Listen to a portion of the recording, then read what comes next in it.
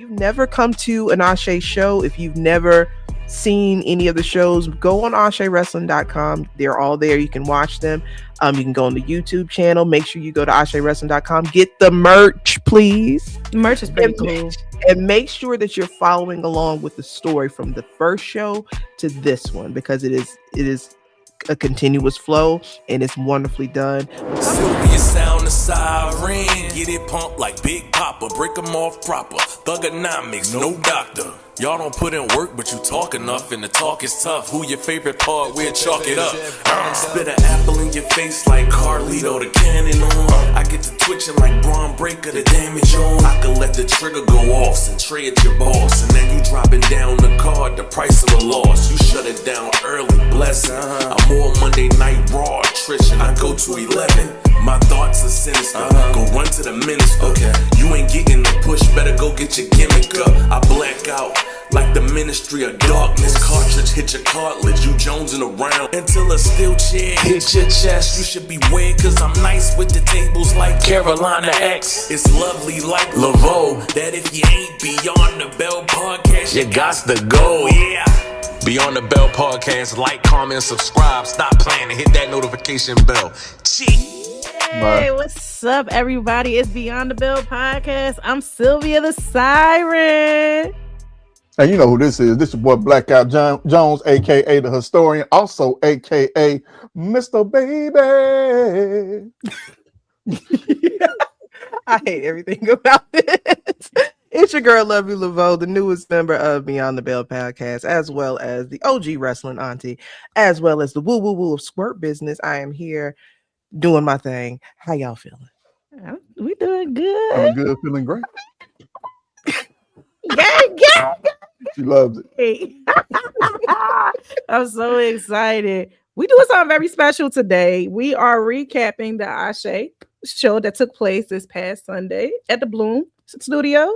So yeah, it was at Blume, correct? Blume Studios? Yes. Blume Studios. Yes. That was my first time actually there. I never knew of that venue, being in Charlotte for like 5 years. I never heard of that venue. And let me say this, it was a nice turnout and it was beautiful.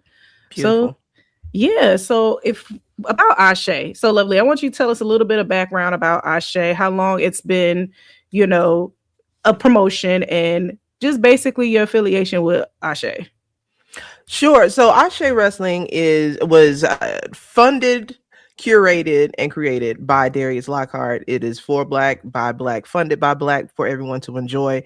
So with that, a lot of people feel like they can't be there if they're not Black. That's not the case. This is just this is what we focus on. We're coming up on third year. We just had our 2-year anniversary in December, which was absolutely amazing. So this is the first show of the 2026 season. I help with social media. I just help anywhere that Darius needs me to fill in the gap, bridging connections and things like that. That's what I'm here for.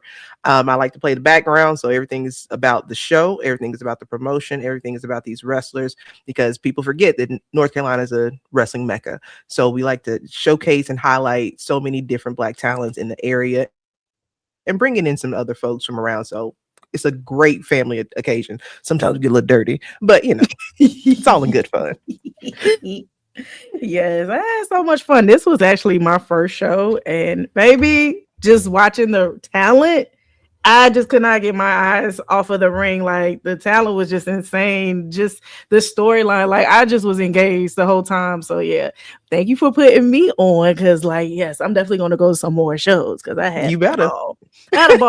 I will say this, when Carolina X came late and walked in, the first thing he said, yo, there's a vibe up in here. It's a vibe. I'm liking this. And I was saying the same thing too, but I think, you know, I was just so more infatuated with the ring skills, like the wrestlers, and like how, you know, from seeing it on regular, like, you know, WWE, AEW, to see it live like that and authentic, I was just too impressed. Seriously. Yeah.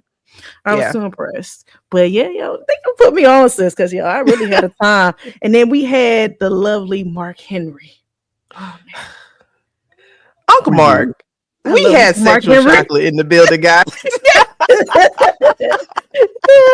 And don't forget Cedric Alexander too. You know, shout out to him too. I mean, I guess. I know, right? Right, but no, it was cool seeing the Hall of Famer Mr. Chocolate. So Mark Henry, I love him. A lot of people don't realize that ASÉ has a board of directors, and it is full of WWE Hall of Famers. We have Auntie Jazz, we have Miss Jacqueline, we have Teddy Long, we have Ron Simmons, as well as we have D'Lo Brown, who was going. We were trying to get D'Lo there, but he was in the UK. So, but of course, we always have Mark Henry, the one and only Sexual Chocolate, and he was fantastic. He had to get some things in order at the beginning of the show because we all know how with Ugly Gang, Chase Coleman is a part of Ugly Gang, and you see it, Big Gang Gang. He's part of Ugly Gang, and we all know that is Caprice's son. And sometimes it can get a little dicey when your baby is there and he's following the cream pie poppy. So that in itself is going to. So there was some things that started off the show a little rough that we saw play out later. Fantastic way to open the show. We started off with Darius Lockhart versus Alex Kane. We saw Nation Time versus Blume. That was a beautiful match. How did you guys feel about that match, seeing it? I liked it. Oh, go ahead. No, you go. I was just saying I liked it, but yeah, I want to know your thought, Black, on that match. For me, just knowing the history of Alex Kane, the whole Blume tribe, MLW champion at one point. I mean, he had a serious following, so. This is my first time actually seeing him live. And I mean, he is as advertised. It was close. I thought, Alex Kane might have gotten the upper hand on Darius there for a while. But, of course, Nation Time, you can't never, go against Darius Lockhart in any match. But, it was what I thought it would be.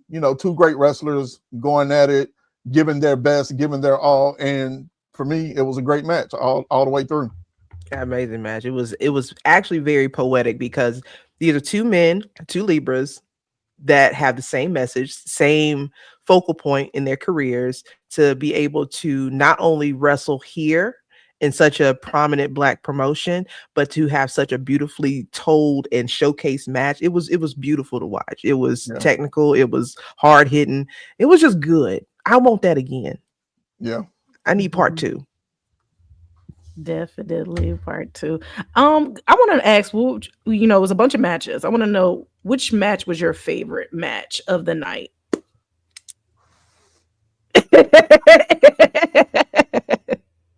Hey man, let me tell you something. For me personally, there's 2 of them. Me too. And if it's the same 2 matches, I would not be surprised. Of course, the impromptu 8-man tag team match. That was one of them. I missed that one. Only because there's some things. Understand something. If anybody didn't see this show, definitely go see this show. And I'm gonna tell you why. Because Darius Lockhart, he has 3 problems. Mm-hmm. If you did not recognize that night, he has 3 of them. Mm-hmm. Cedric's one. Mm-hmm. Darius Carter is the other one because he will be facing him for the ASÉ Men's Championship after beating Alex Kane for the number 1 contenders match. And the third one is his best friend, Billy Dixon. How is that going to play come next month? Even though he may have told Billy Dixon not to show up, but we know how emotional Billy Dixon can be. Mm-hmm. So will that be the case? Or will that be something that we just need to be looking out for come next month? But that match, and of course, TME. Yes. TME all day, every day.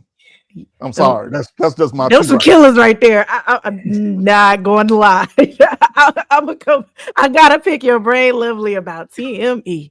Okay, you can do it all day, sweetheart. I definitely will because Twitter was popping. Twitter was popping with TME with you. Okay, yes, I gotta pick your brain. So yeah, Lovely. What was your highlight matches of the night? Well, of course, anytime that you see TME in a ring, I'm going to be front and center, and we'll be standing up and louder than anyone in the room. Anytime that I get to see those 2 brothers work, it is a masterpiece. Those are 2 guys that have been in the indie scene for a while, and they should have been signed. Yes. They are a well-oiled machine. They are TV ready. They hit hard, and they're athletic. There's no reason for you to be bench pressing a grown-ass man, Duke.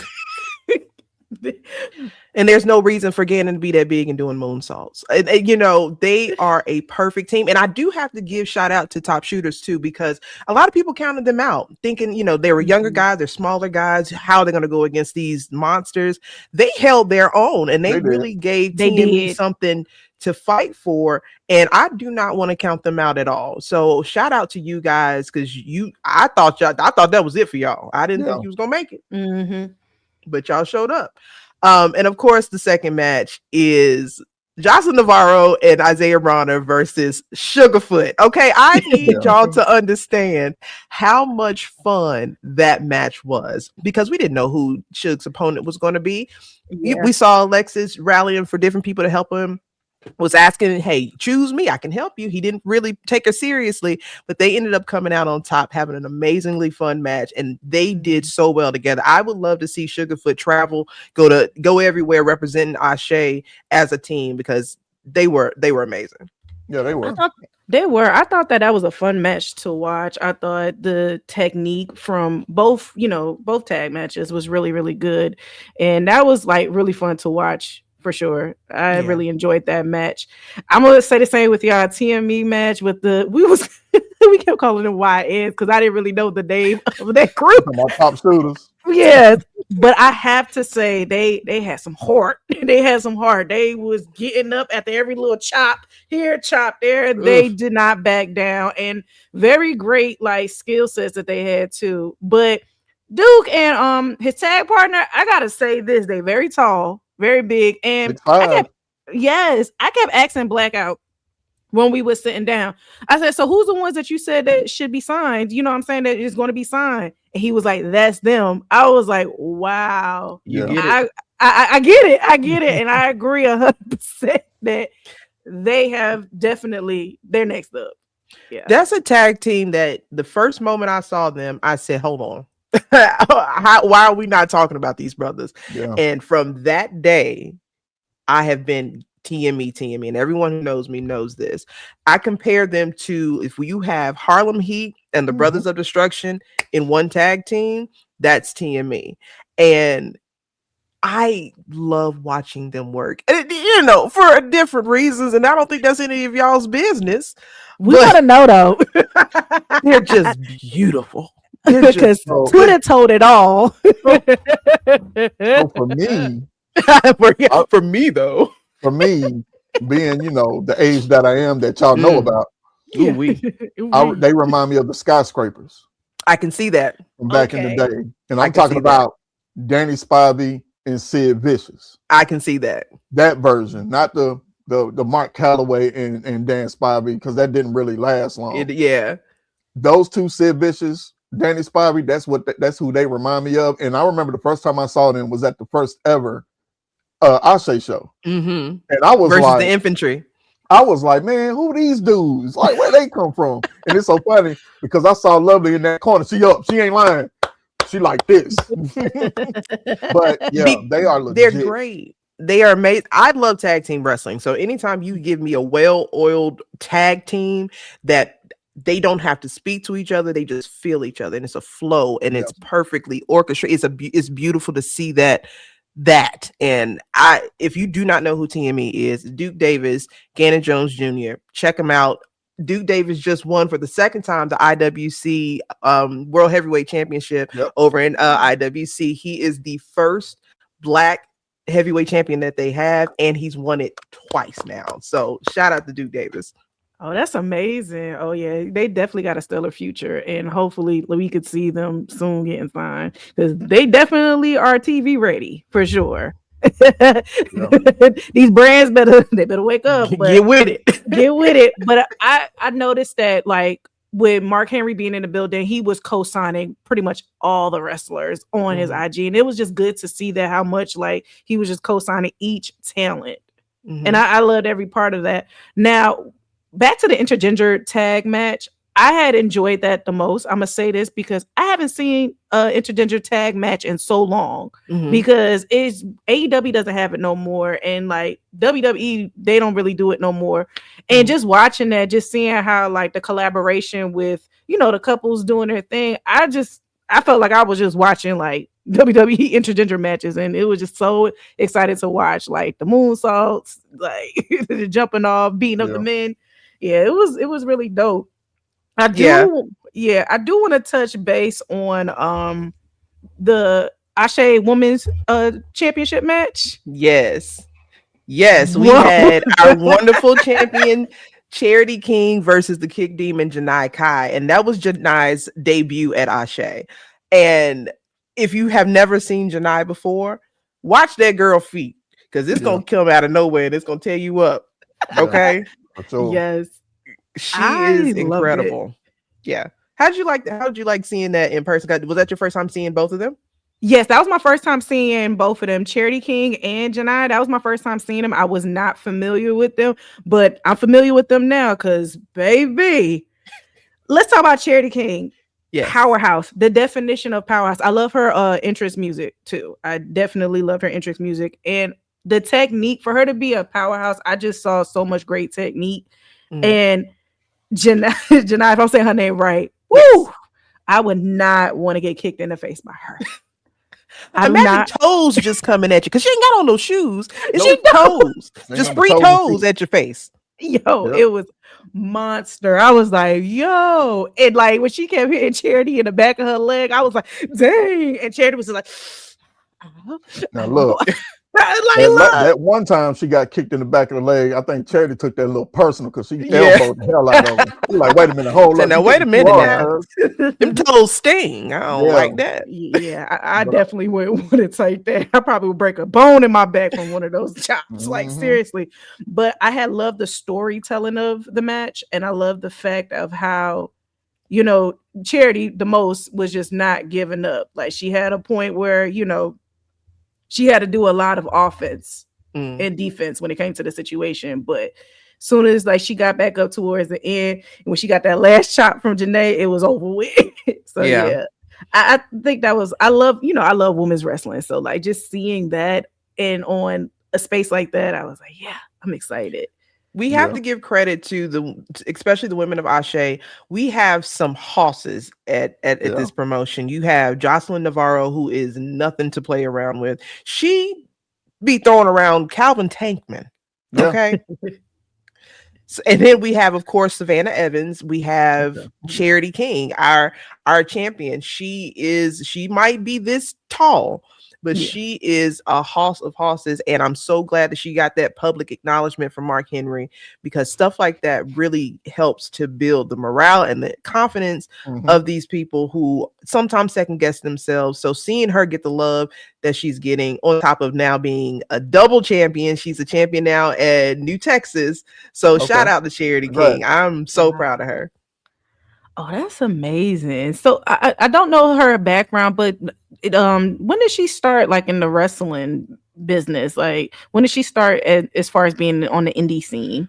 Charity started, I don't want to get this wrong, so don't misquote me. I want to say roughly about 4 or 5 years ago. If it's longer, then I forgive my, charge it to my head and my heart.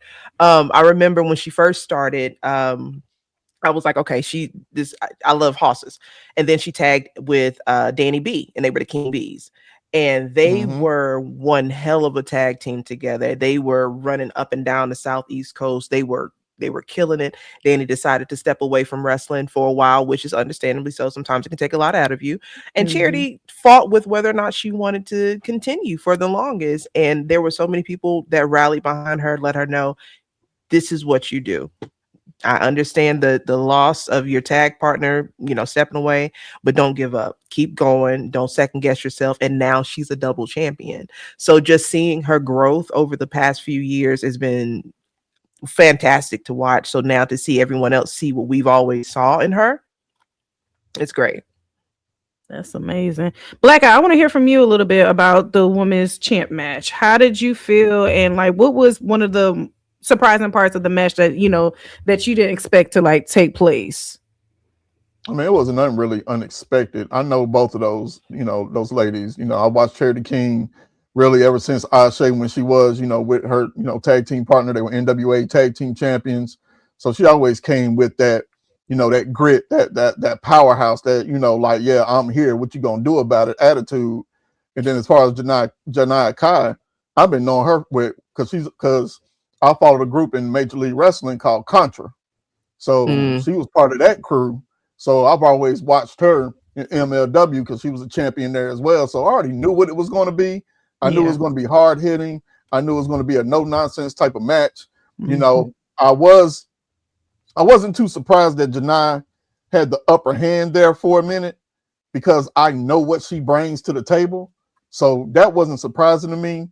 But, you know, with Charity King, you can't never count her out. So when the end result was the end result, I was like, yeah, you know, it makes sense. You know what I mean? And it was a great match. Something I would like to see again, actually, you know, in the near future in ASÉ. Truly. Oh yeah, I would definitely like to see that match running back again for sure. And we got the men's championship: Darius Carter and Cedric Alexander by DQ. Thoughts? You can't go wrong with me with Darius Carter. I don't care. I support Darius Carter's rights and wrongs. You hear me? Look, I don't care. Look.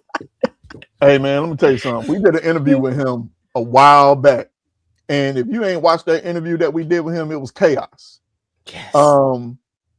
He is who he is. He is as good as advertised, as great as advertised.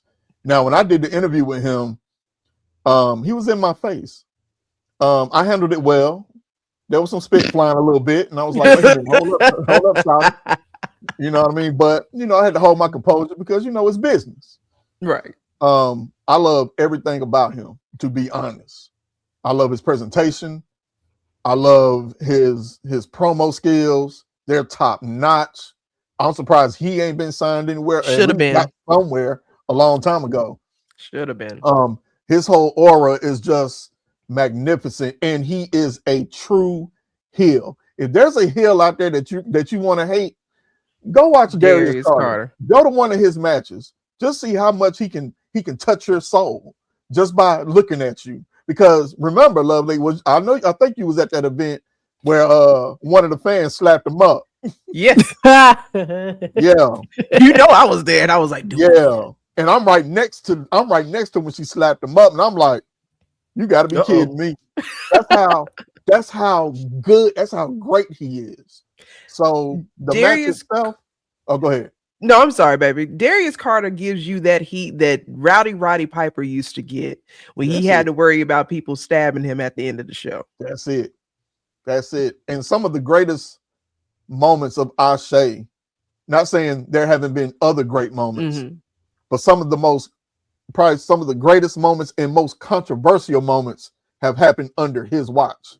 Yes. And he's had this long, outstanding rivalry with Billy Dixon, who also had a match on the show against Ashton Starr, another one who should have been signed. I'm very upset that he was not chosen for the elegance thing with the TNA. Okay. You know, Billy Dixon and Darius Carter have had a 5-year, almost 6-year feud. And that is unheard of in the independent scene. And it hasn't grown stale yet. It hasn't grown tiring because they're always reinventing themselves and this feud. And these are people who get you emotionally invested in whatever it is that they're due.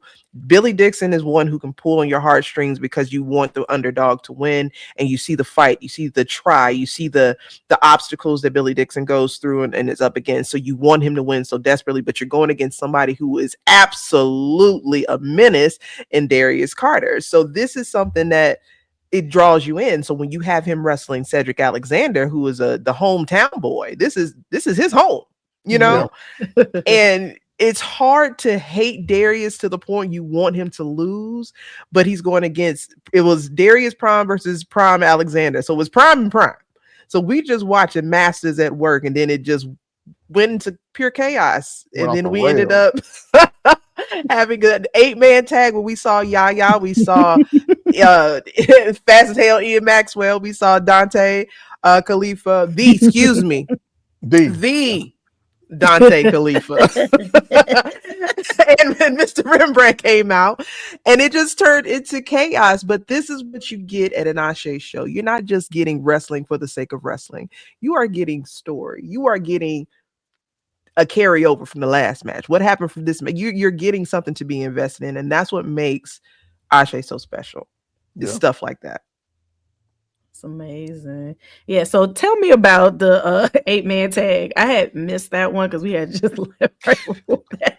So Black, look, go ahead. This your bag. so look, Yeah, because look. listen, So during, when you text us Black and told I said, say what now? yep, Tell yeah. me, tell me like from the So start to the beginning. so What happened? during the championship match, I guess LeBron Cozone want to make his appearance. He don't, Mm-hmm. because you know he has an issue with Darius Carter and them as well, especially Rembrandt, because nobody likes Rembrandt. Nobody. But he is what he is, a Rembrandt. And so of course that's how the DQ happened. So it was a lot of LeBron Cozone going at everybody or whatnot, and then next thing you know, everybody else come out there, and that's how we got the match. And I'm glad they did it that way, because you don't want to end a night, especially a night like that, on a DQ. So I'm glad that they started up an impromptu 8-man match. But before we go there, Yeah. let's reverse back. Okay. We need to go ugly gang on this one. Talk to him. Dang, I was just about to We say need to go ugly I gang got on a this question one, for because that. For let me tell you them. something. Let me tell you something. First of all, I love Caprice Coleman. I've been rocking with him since this. Big C's. Don't get it twisted. But boy, when he laid his hands on my fault, her fault, dog, I got up out that chest so quick. I said, I didn't hold know what was going to happen, because I said, now hold on, Caprice. We all family. You ain't just put your hands in between like that, think it was just going to be all right. I said, hold up. Now, the team that they went against, I love the name of The Audacity. I just love it, because it's like, you got the audacity. You know what I mean? That's what it reminds me of. And I've always rocked with what's my man name? Saeed Al Sabah. I've always rocked with him. I never really knew Treehouse until I saw them teaming up. So I've always rocked with him, from PWX days. You know what I mean?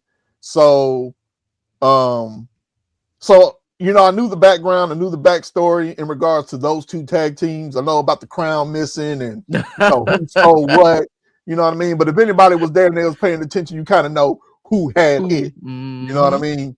But the way that it played out, and I'm glad it played out the way it did, as far as what's Caprice Coleman's son again? Chase. Chase, him looking in the bag, getting the crown out. He kind of like, where this come from? And it's like he's trying to blame, Rayhan and the rest of the team. And they like, man, I don't know where that came from. So, it held, it was a significant situation on him. But what people don't realize, please go back and watch this show. I'm gonna keep saying this. Everything started from the beginning of the show when Mark Henry came in that ring and he looked at Caprice and said, we are watching you. Everything that you're doing, you need to get a handle on what's happening. So with that being said, and then it seemed like it all culminated with Ugly Gang, Chase, The Audacity.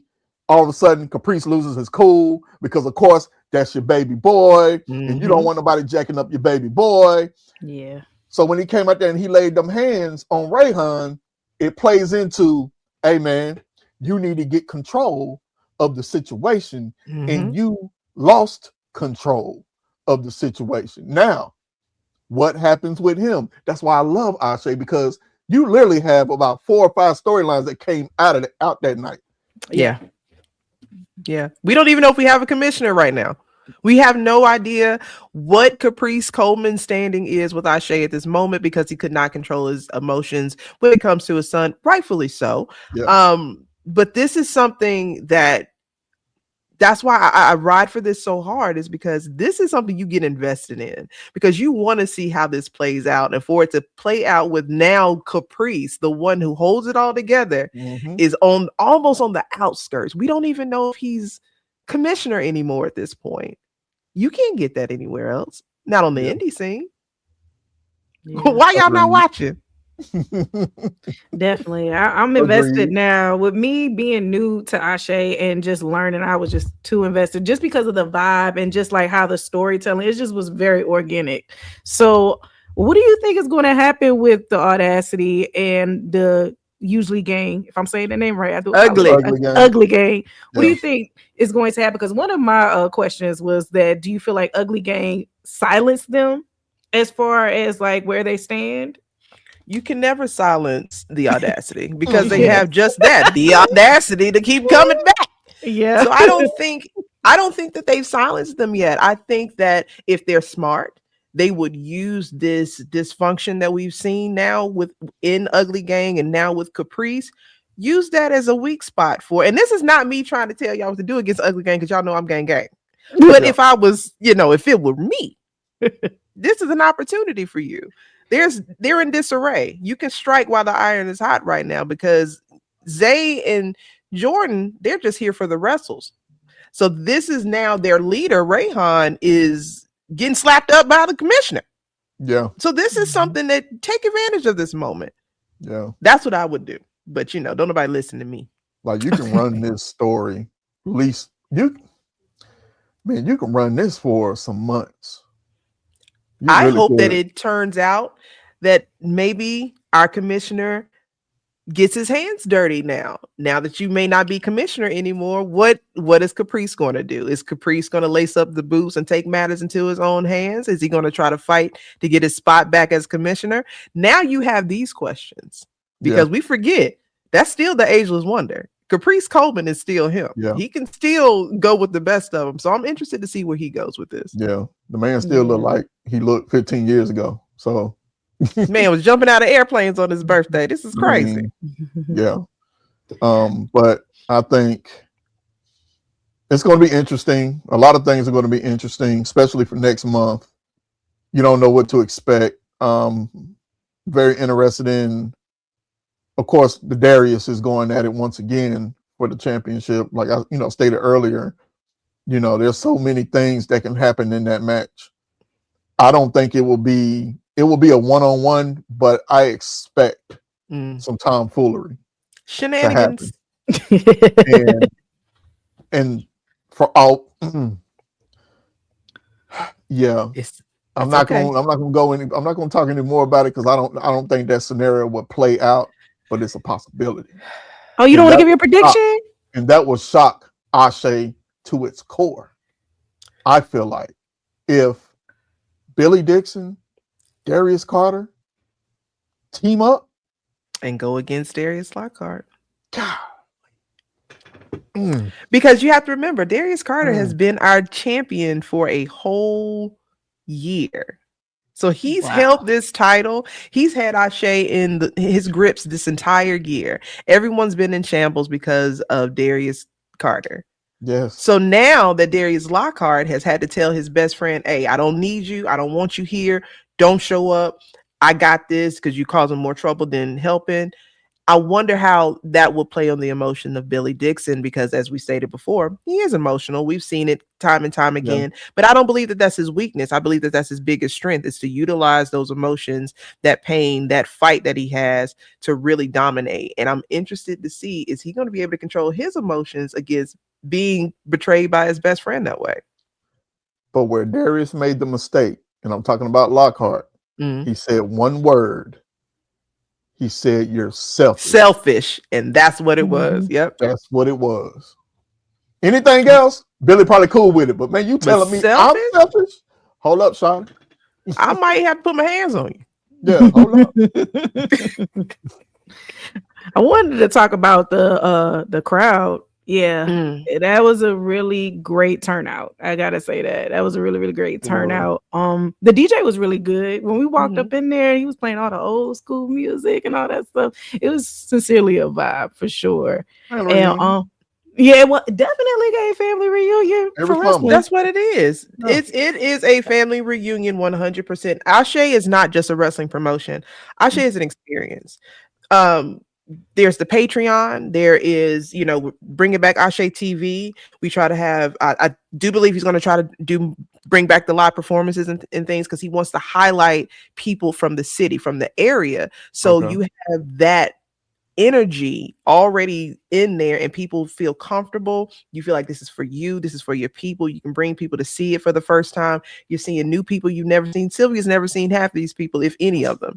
And now she's invested in seeing what's going to happen with them later. So if you've never come to an ASÉ show, if you've never seen any of the shows, go on ASÉWrestling.com. They're all there. You can watch them.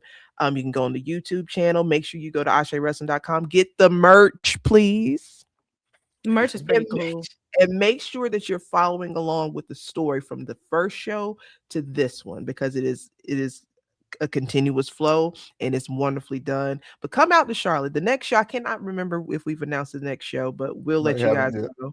We'll let you guys know when the next show is. Take a moment. There are people that fly in from different states to these shows every time, and they're never disappointed. So come on out. With Southern hospitality, we can eat some Bojangles and stuff. We get you right. Get you right. Some cookout. Yes. Yeah. Yes, but I enjoyed it. I'm glad we got to be able to do this recap for ASÉ Wrestling. Yo, This is Sylvia The Siren from the Beyond the Bell podcast. And you know who this is. It's your boy, Blackout Jones. And as always, it's your girl, Lovely Laveau. Yes, we out. Peace. Bye.